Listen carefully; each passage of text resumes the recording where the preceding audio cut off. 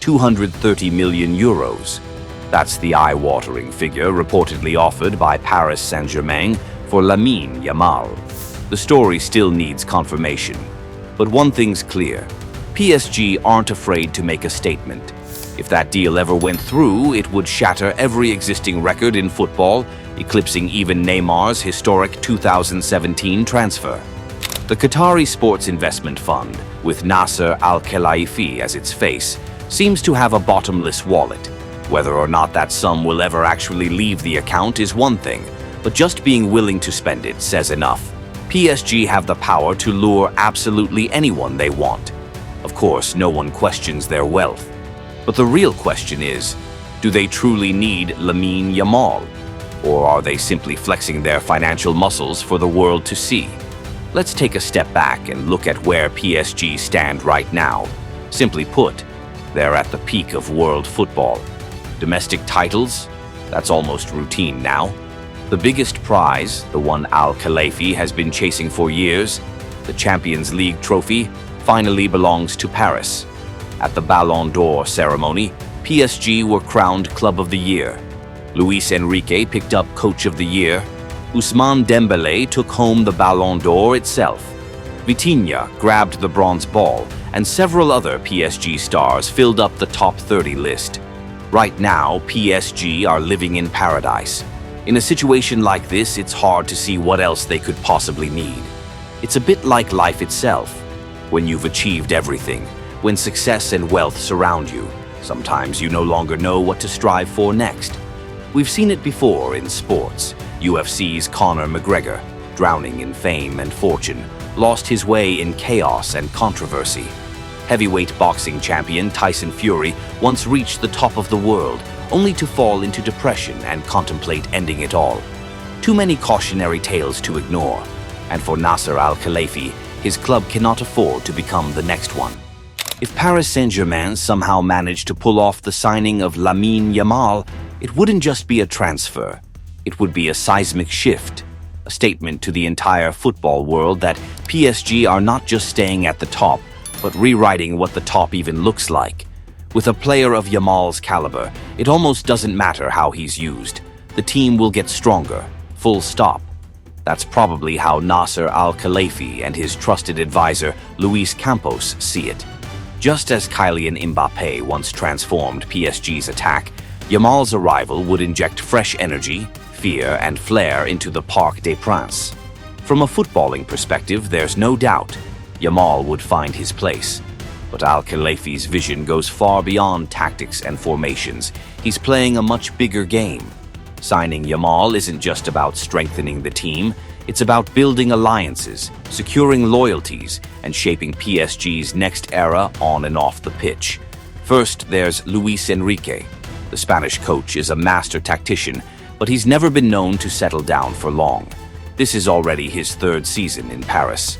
Bringing in Yamal, a player Enrique admires deeply and who shares his Barcelona DNA, could be the key to keeping him in the French capital for the long haul.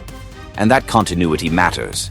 A stable coach, a clear philosophy, a long-term project. That's the foundation every superclub dreams of, but few actually achieve. Second, it's about sending a message to French politics. PSG aren't just a football club, they're a diplomatic symbol. The most visible piece of Qatar's soft power presence in Europe. A blockbuster move for Yamal would be more than just a sporting investment. It would be a renewed commitment to France itself. Proof that Qatar Sports Investments intend to stay in the country and continue shaping its sporting identity for decades to come. And then there's the historic weight of it all. When Neymar moved from Barcelona to Paris in 2017 for €222 million, it changed football forever. It shattered the market, inflated transfer fees to absurd levels, and became a cultural milestone that still defines the modern game. If PSG were to land Yamal for €230 million, or even more, it would be déjà vu with a twist. The same two clubs, once again, writing a new chapter in football history. But here's the catch. This time, it won't be easy. In fact, it might be harder than prying Neymar out of Barcelona back then.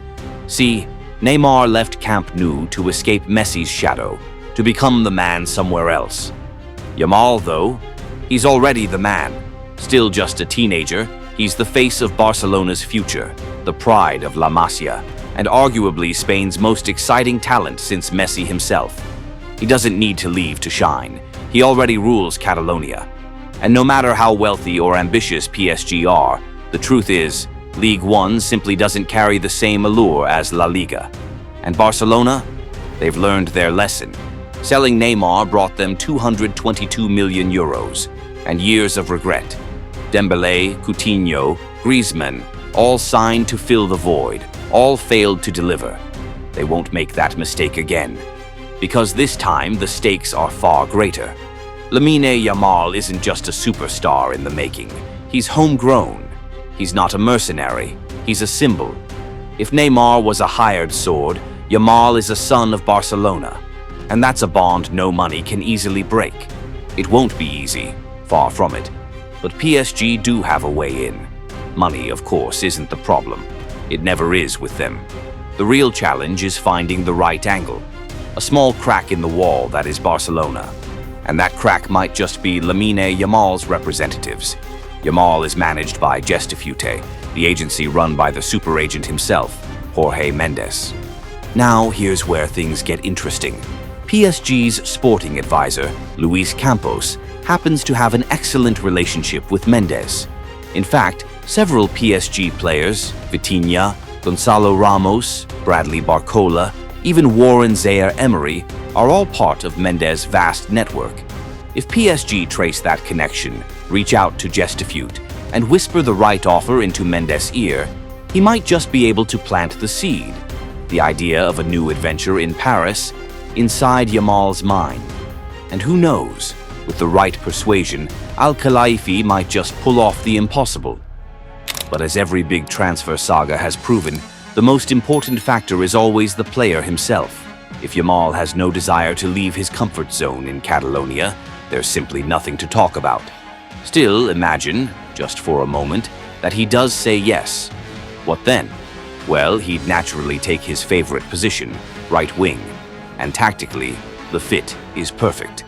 Luis Enrique's 4-3-3 system thrives on explosive wingers, players who can stretch defenses and turn matches on their own. Squad depth.